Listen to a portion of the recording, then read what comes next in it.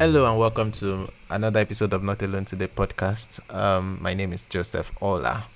Today's episode, as you might have noticed, I know it's not with me, but she's going to join me shortly, virtually.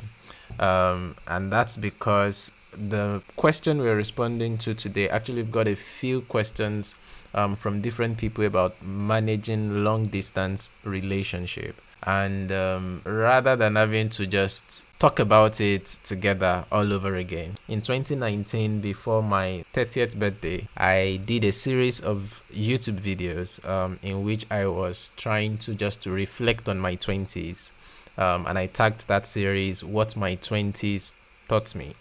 There were about 3 episodes in that series where I actually had to bring my wife on board and we discussed together because the things I was talking about in those episodes relate to her one way or the other. One was on friendships, the other was on this managing long distance relationship, and the last one was on marriage, sex, and all of that, early journey into marriage, if you will. And so today's episode of Not Alone Today podcast will be responding collectively to those very many questions on managing long distance relationship by having both of us just discuss what that looked like in our own context. Specifically, this was 2014. Anu came to the UK in 2013, October. I came to the UK in 2015, August. And so between that long period of time, of course, we didn't see each other physically, except for Skype videos and WhatsApp calls and all of this kind of stuff. So that's what today's episode would be about. We hope you'll be blessed. I'll be back at the end of the clip.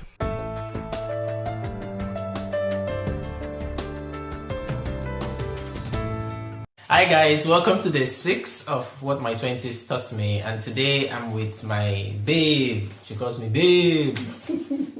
Babe, introduce yourself. Hi, I'm Babe.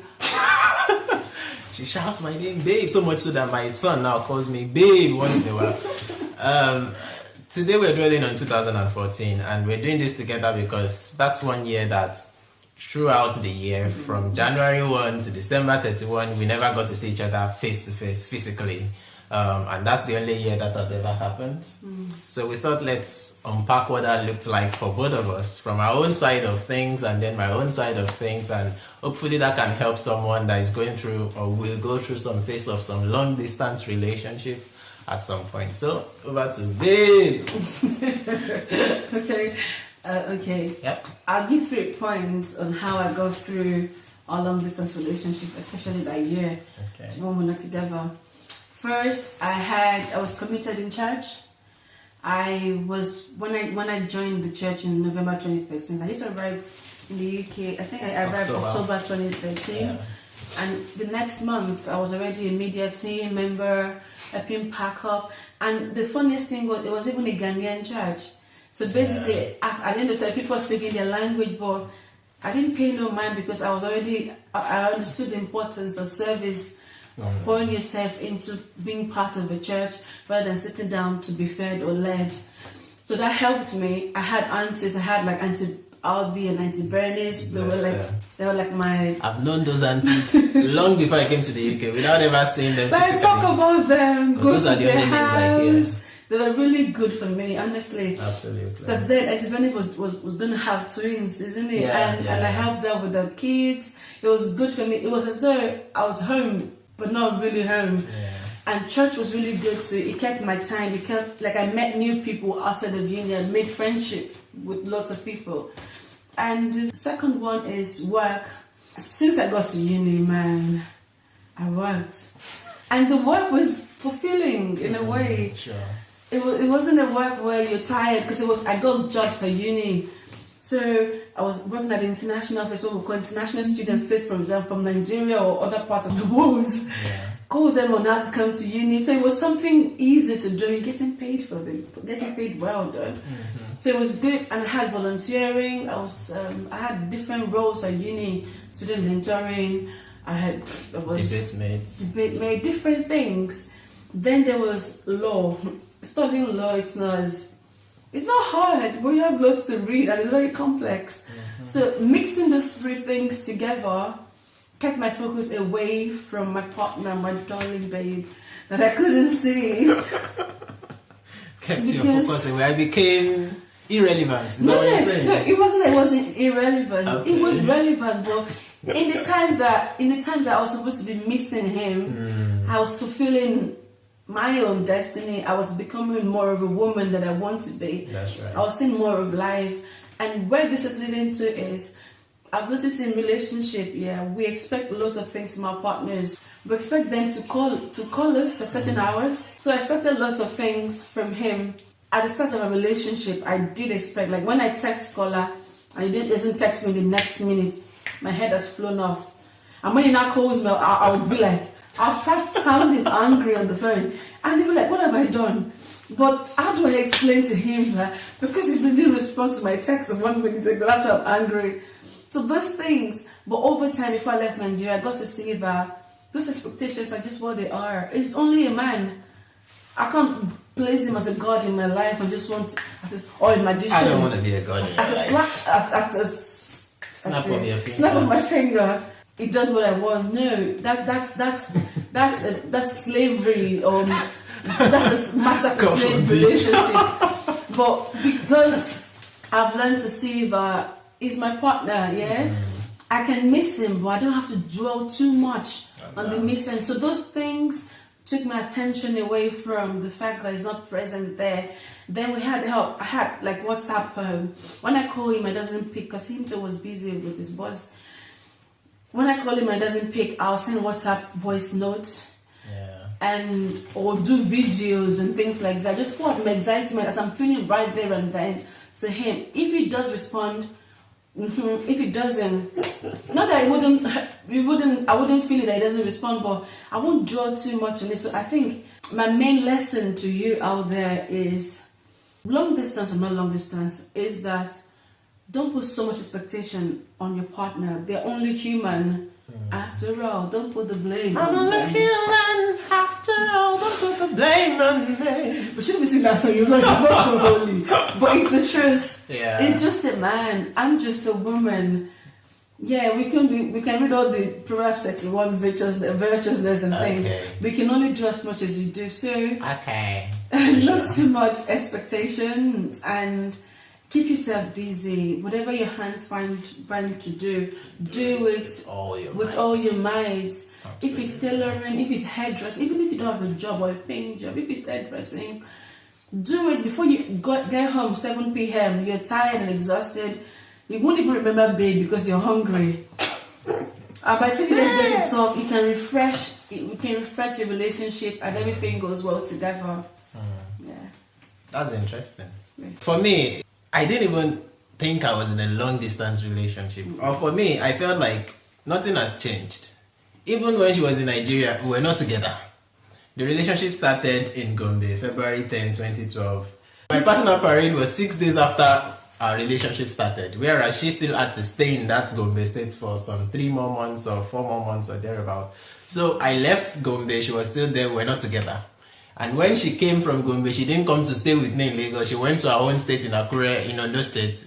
I was in Lagos. We're not seeing each other. So the whole of 2012, I think the only time I got to see you after I left Gombe was when you came to visit me because I was sick in Ife. That was the only time again that we saw. Then in 2013, I think you came to Lagos twice. Before traveling. That was the only time I got to see her. So to me, nothing has changed. So when she's talking about expectation and all that, I could even remember there was a particular day that I was gisting with some older guys in church. I was also busy with church, of course, pastoring and all that. So I was talking with one particular man and I was like, I thank God for the kind of lady that God gave me. She doesn't disturb me. She doesn't expect anything from me. Even if I don't call in 2 days, she will be fine. The man said, she might be acting like she's fine. You better pick the phone and call her. So, I felt like, you don't understand. And sincerely, that was what I felt because all these things that she's explaining now, I didn't get to really know how she was feeling with my seeming distance. until I came to the UK, and I still continued doing like that. And then I hear her one time. That's a story for another day. But basically, I get what you're saying, and I think that's the communication bit. It shouldn't just be about I talk, you talk. That's not communication. Communication should be I really get to know what you're trying to say. What is at the bottom of what you're saying with your mouth or typing with your words, the heart behind the words. I can feel your pain, your emotion, and you can be honest and sincere with me, and I can be the same with you. So, I mean, I did being that she pointed that out early enough while I was still doing all that and thinking everything is fine, I would have taken dressing, and maybe she would have been calling me babe long time ago. But now that I'm a good boy, she calls me babe. Anyways, so for me as well, being busy, I was busy. The man of God that I was working with in Lagos, Pastor Eleos and I, is a very busy man.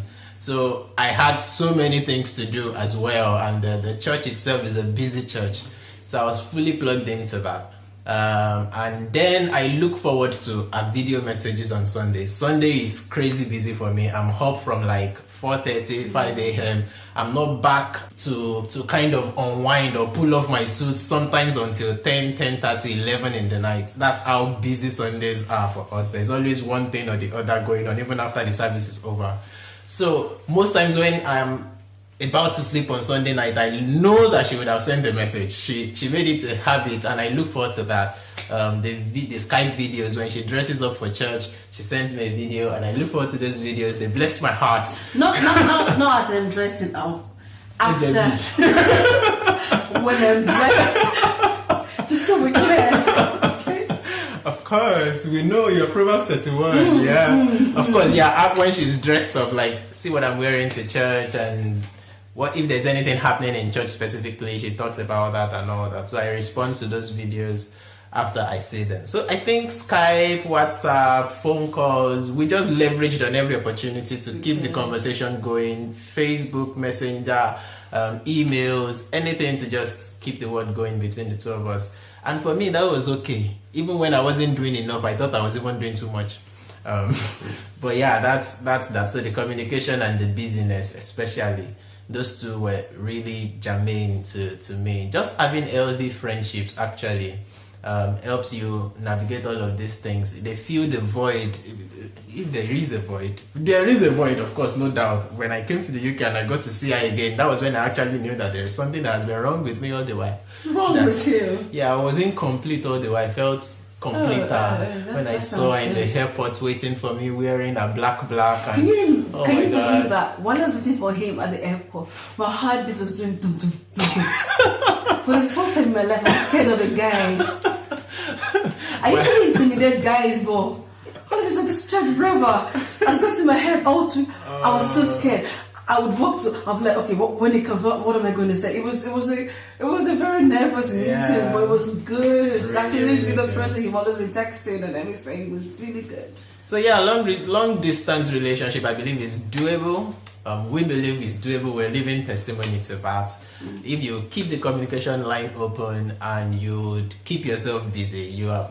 When we say busy, don't be a busybody, but you're busy fulfilling your purpose. You are actually you. Before someone came along the line, and him coming doesn't change you from being you. So you keep living your life. She keeps living her life, as the case may be. Can I ask a question? Yes, please. I think the business works for mostly the ladies because we always seek things from you guys. But how about, why do you guys get so busy that you can't even text? And sometimes it's not the kind of business that you think is legit.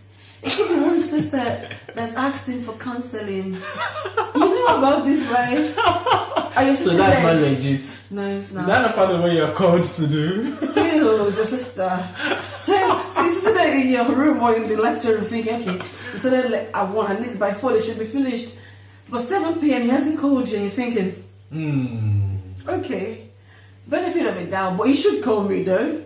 But I'm just saying now, sometimes we ladies honestly can't believe that you're that busy that you can't pick up the phone. You say, hi babe, I'm busy, I'm sit there or something, I'll call you back. I think it's the neglect part, the carelessness. When you think that the ladies understand so much, I think that's the point where it kind of ticks us off. Yes, we understand we are virtuous women, but we still need that human I get that. I mean, Communication. if you are married and you don't understand that, you don't hear them. But where I'm going is another basic fundamental understanding that we should also throw in the mix is that we are wired differently, gender-wise. Our brain don't work the same way. For a man, he thinks, this is what I'm doing now and this is what I'm doing. Of course, over time, you learn to be multitasking. Just yesterday, I was helping a friend and we're working together on a project, designing a website. And I was cooking Indomie in the kitchen on 2 different occasions. The first Indomie got burnt. I had to discard it, cook a second one, it still got burnt. Because of the other thing that we're doing, and I was telling myself, am I so bad at being multitasking? That is a masculine brain. A woman can be thinking of 5-7 things at the same time and processing that together. We learn that as we grow, absolutely. And you should, as a guy, if you want to live a peaceful marital life. I'm just saying, while you are giving us the benefit of the doubt, also understand that actually we are born with a brain deficiency as men. It's part of our pride. We know it. And part of that deficiency is once we are, this is what is in front of me, this is what I'm thinking about, this is what I want to work on, and I'm doing that. Of course, we know at the back of our head or deep down inside our hearts that you are residing there. So as far as we know you are there is enough. But of course, we need to do better and try and be intentional. That's actually the point of this. Okay. How were you able to, say, overcome temptation? Like, you were with lots of, not with, you were around lots of ladies when you were working with your boss. Yeah. So if you kind of don't look at them and see them as them. For me, and I'm going to throw the same question back at you because I know it's both ways. But for me, right from day one when the relationship started, my escape route, in a manner of speaking, is to be aggressively intentional about publicly declaring to the whole world, this is the person I love. Even though the person I'm doing all that for doesn't necessarily appreciate it. You see how these things work, eh? So she doesn't want to be out there. She doesn't want anybody to know her business. But here I am. I'm actually not necessarily doing that for her. See? In a sense, of course I'm doing it for you. But since you don't appreciate it, I assume I'm not doing it for you. But in a sense, I'm doing it for me, for my own sanity. So there's nobody that really knows me. There's a friend with me on Facebook that doesn't even, that will say he doesn't know there's one Eleos somewhere. Even if they have never, all my church members, long before she ever came to pay us a visit, knew that there was one beautiful sister Anu somewhere. Some of them were already designing graphics, doing what wedding ivy could look like. They were busy into Anu's world without ever meeting her. So there's no way I could be with all those ladies and still be thinking something else when even those ladies know beyond the shadow of doubt that there is one sister somewhere. That's how it works for That's me. good. I like how you said be intentional and aggressive, talking about Aggressively. I think that's good. Write poem, put it on Facebook, snap picture, put it on Facebook. Just let everybody know you are crazy and mad. I mean, that's what worked for me. Not everybody would. That might not work for everybody. Or even when you with the girls, when you're around them, talking about your partner also helps. Yeah, that's good. I wasn't like that. I wasn't aggressive and intentional. But there's just something aloof about me with guys that I just know that there's. I think one time, one guy in church or something asked me, "Are you in a relationship?" And I said, "Hey, I knew it." He said, "No girl could behave the way I behave." Like I was too carefree and at the same time aloof. I don't know what other word is aloof. It's wisdom. Yeah. So I wasn't publicizing him because I'm not that spotlight person. But there's this thing about me, like when you meet a joyful person, they're just. Joyful. Innocently joyful. You no strings start attached thinking, to joyful. what's making her smile? But there's no reason for it. It's just that when you have that confidence in who you partnering with, who you're in a relationship with, the whole world gets to know. So whoever is approaching you, it kind of approach you tentatively, like, okay, she says no, I know I'll go. Yeah, so you're not putting yourself out there like, oh, I'm still single, I'm missing my brother, he doesn't call me, or things like that. And I think it also helps us to not talk about the guy's efficiency to your friends. That's important. Even if he's not doing as much as you want him to do, let him still be your king, let him be your babe. Keep your hurts and your wounds to yourself. Someone be king and babe at the same time. Anyways, continue what you're saying. Keep your hurts to yourself. Talk to him about your hurts. But let your friends know that you're okay. Otherwise, you start getting counsel from them. And it could mix your head. It could mix your feelings and your emotion. And you react based on what they're saying to you. Some people say, it's because he has a girlfriend. That's why he hasn't called you to this. Which man won't call you? Things, stupid things, or those Yoruba movies. Things get into your head, but because you're confident in who you are with, it makes it easier. Absolutely. I think the confidence actually matters, apart from the communication or getting busy. If from the start you don't trust your man, you call him and ask him, where are you now? Are you there? Those kind of communication shows you're not trusting and could lead the man to find a trusting person. Say, for example, if you're always having a nervous breakdown when he says, oh, there's a girl in my class that I'm going to read with, and you're like, I don't like her. Every girl in his life you don't like. That shows you don't have it. You're standing with him is not really sure. So you have to show that you trust them. Then, because of the trust you have in them, they will show you their vulnerability. Say, if there's a girl coming and they think this guy is a bit too close, and I think I'm getting too attached to her, they will tell you. Sure. But when they know that you don't trust them enough, telling you is no option because they're just saying, this one will kill her. So no, don't not telling. I just think the confidence thing is a whole lot of wisdom in that. Yeah, absolutely. Hopefully this helps you. If it does, feel free to share it with someone in your world that might also find this helpful.